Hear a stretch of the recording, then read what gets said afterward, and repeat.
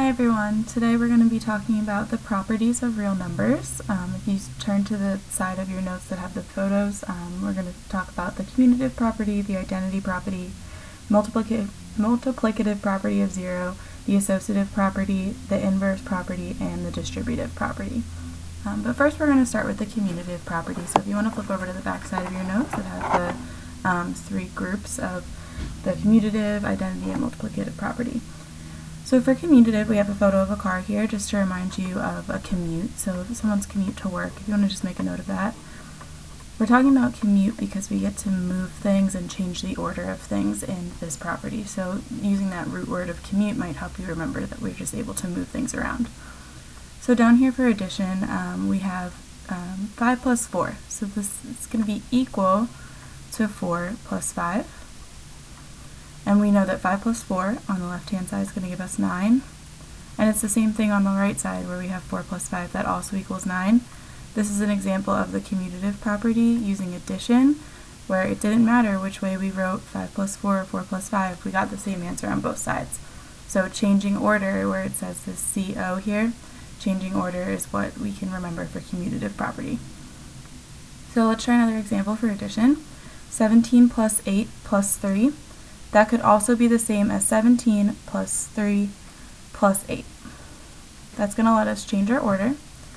And then if we add up the left-hand side, we first have 17 plus 8. That gives us 25. And then we still have to add 3 here, so we actually get 28 over here. And then moving on to our right side to check to make sure that this commutative property will still work, we have 17 plus 3. That equals 20. And then we add 8 to that, and there you go, we get 20 plus 8 is 28. So once again, both sides of our equation were equal there. Even though we changed the order, we were still going to get the same number on both sides. So there's our commutative property for addition. Now this also works for multiplication. So up here in example number 3, we have 2 times 8.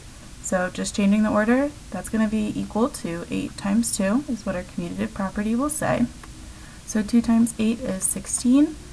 On the left-hand side, but 8 times 2 is also 16. Doesn't matter which way we write it, and we get the same thing on both sides.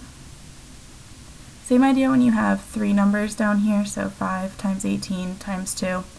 2 times 18 times 5, or 2 times 5 times 18. Whichever way you want to look at it that way, you're still going to get the same number regardless. So here we first have 5 times 18, and that's going to give us 90. And then we just have 90 times 2, and that's going to be 180. And then over on the right-hand side, we have 2 times 18, that's 36. And 36 times 5 is also going to give us 180.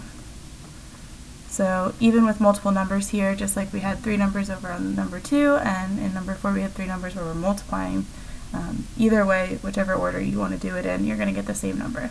So that's the commutative property. It only works for addition and multiplication, so I want you to make a note that this is not used for subtraction or division. Because if you think about it, if we have 5 minus 4, 5 minus 4 is 1. But if we have 4 minus 5, that's actually going to give us negative 1. So that's not going to work for subtraction. And then same with division. If we have 7 divided by 1, we get 7. But if we have 1 divided by 7, that's 1/7. So there's a difference there with subtraction and division. So please only use the commutative property when we're talking about addition and multiplication.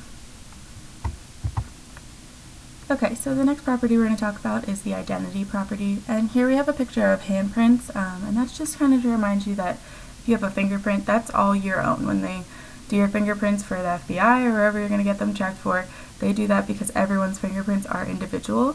So for each number, you can add 0 to it, which keeps it the same. It keeps it itself.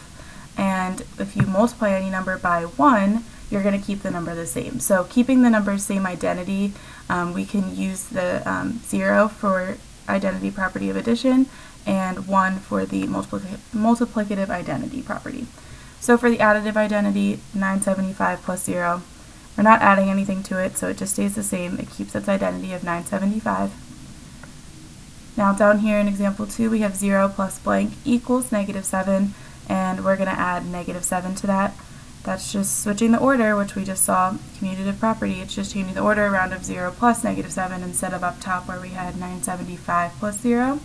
If we have 0 plus negative 7, that's going to give us negative 7 because we're not adding anything to that number, so it stays the same.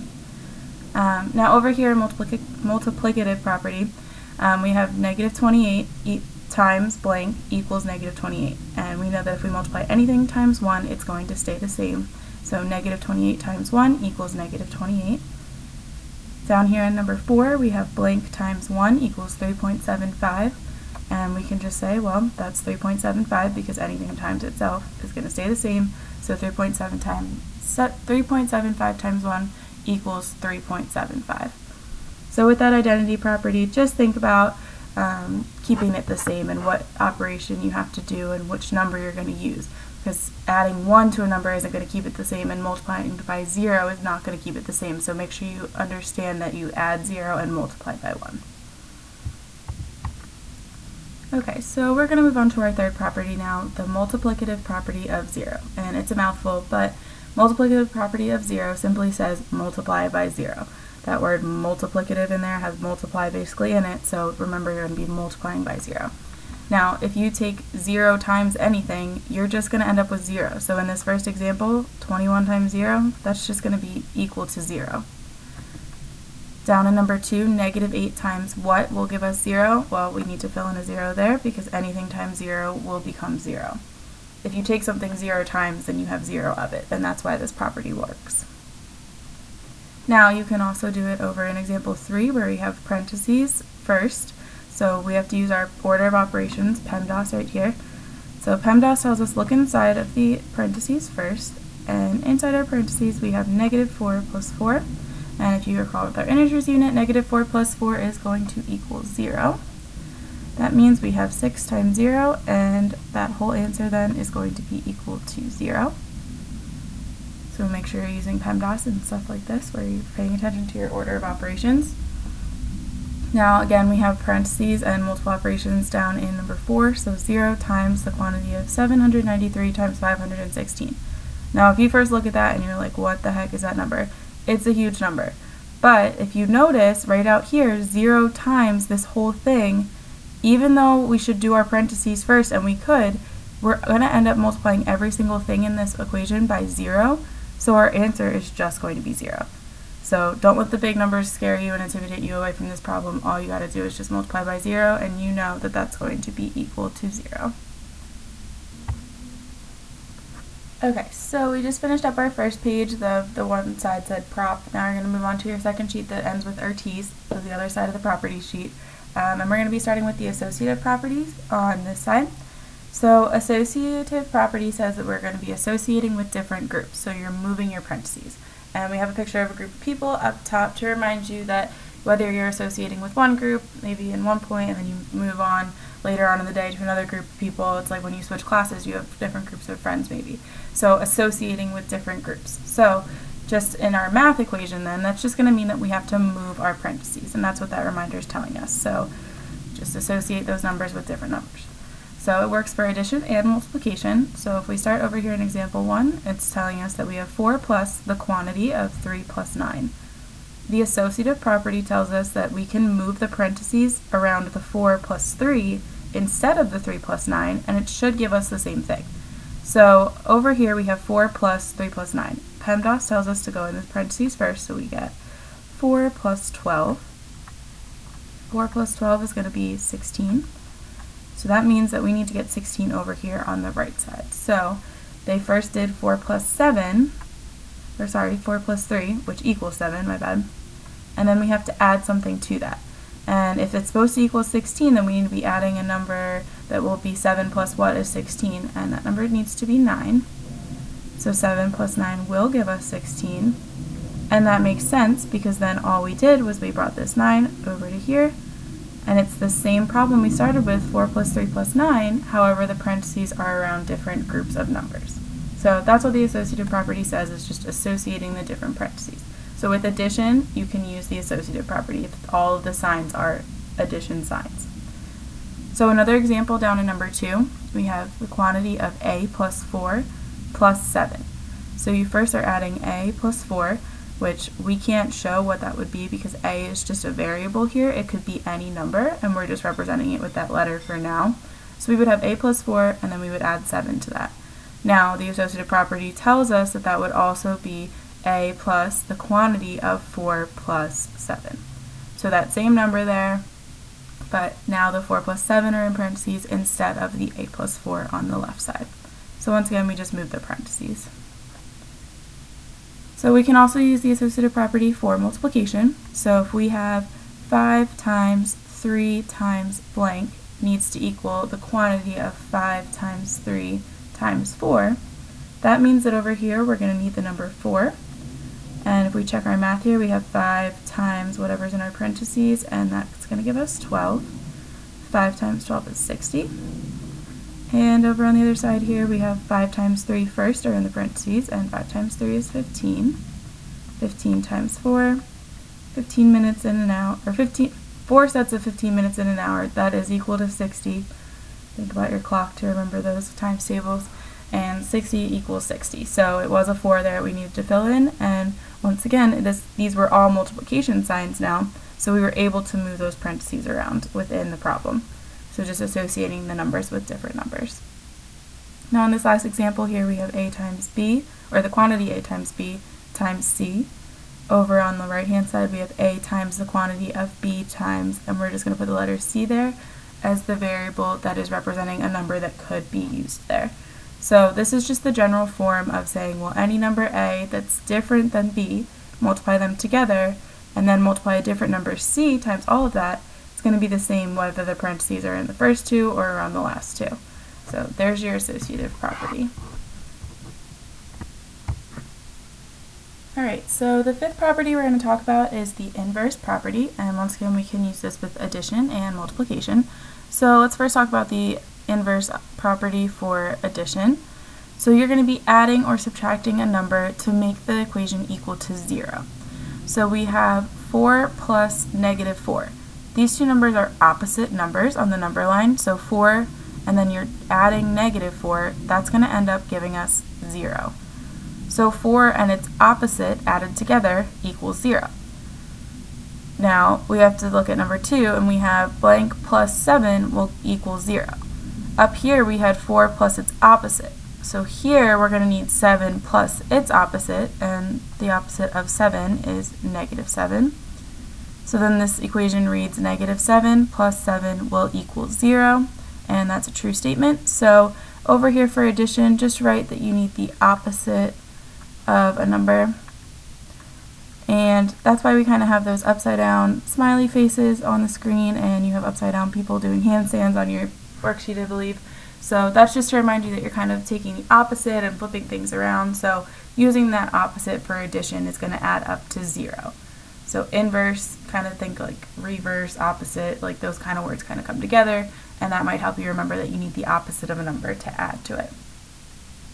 Now, over in multiplication, we have to multiply a number to equal 1. So it's a little bit different.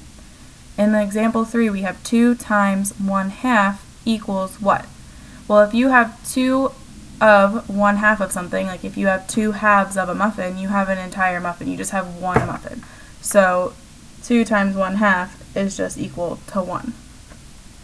Now down here, if we have blank times 3 equals 1, we're going to need 1/3 times 3 equals 1. And that's because we would multiply 1 times 3 and then divide it by 3. 3 divided by 1 equals 1.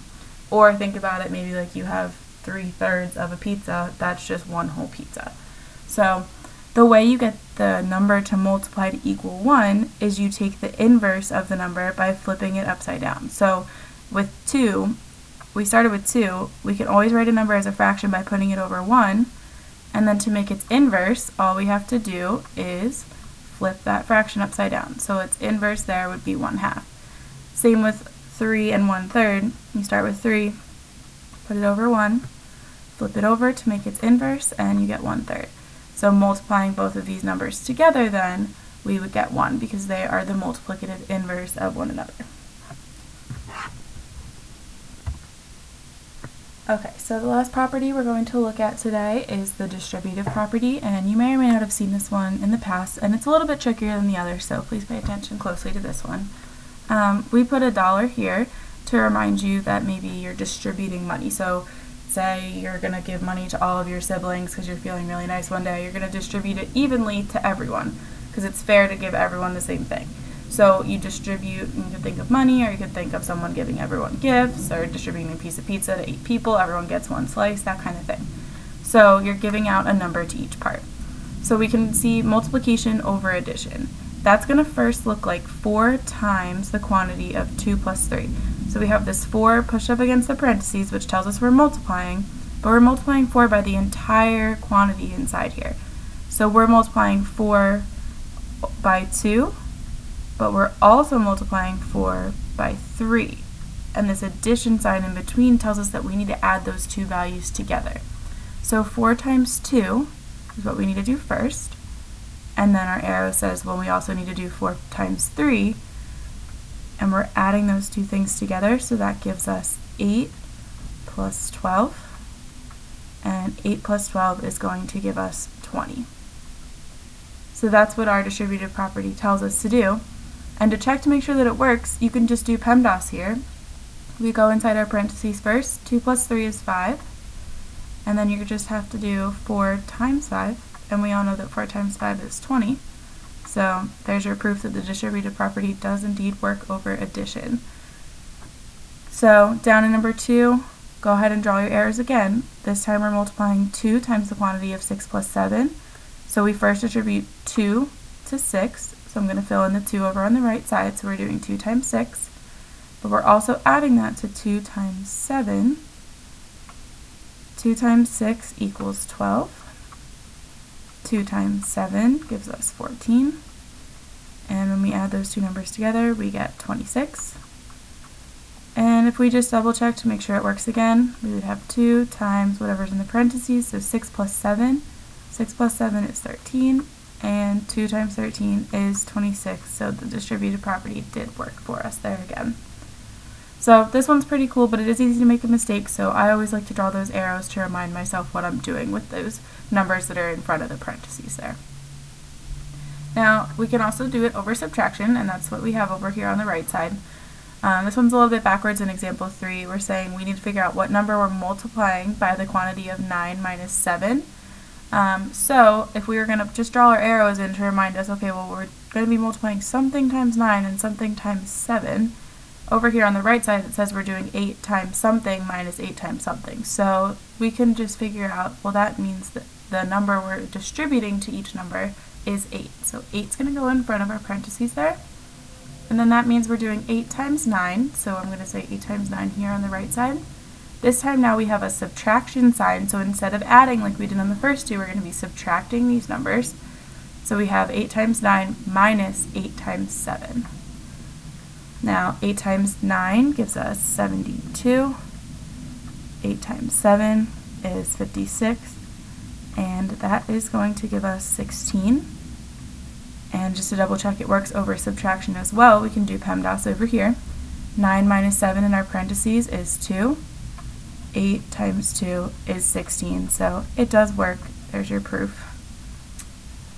Now let's try one more. We have 5 times the quantity of 7 minus 3, so we distribute 5 to both numbers inside the parentheses. But again, we're subtracting them, so we first have 5 times 7, so we fill in a 5 here. And then we're subtracting 5 times 3, because we're distributing 5 to both numbers. That means we have 5 times 7 is 35. 5 times 3 is 15, and we're doing 35 minus 15 here, and that gives us 20. And then if we just double check our work on this side, we would have 5 times 7 minus 3. 7 minus 3 is equal to 4, and 5 times 4 is 20. So that one looks good as well. So there's all of our properties that we're going to be talking about for real numbers. They're not too bad, but they are easy to confuse, so use this foldable set of notes to practice these, and in the next video you're going to watch, you're going to figure out how to fold this and cut it so that you can use it as a good study guide to practice each of these properties. Thanks for watching.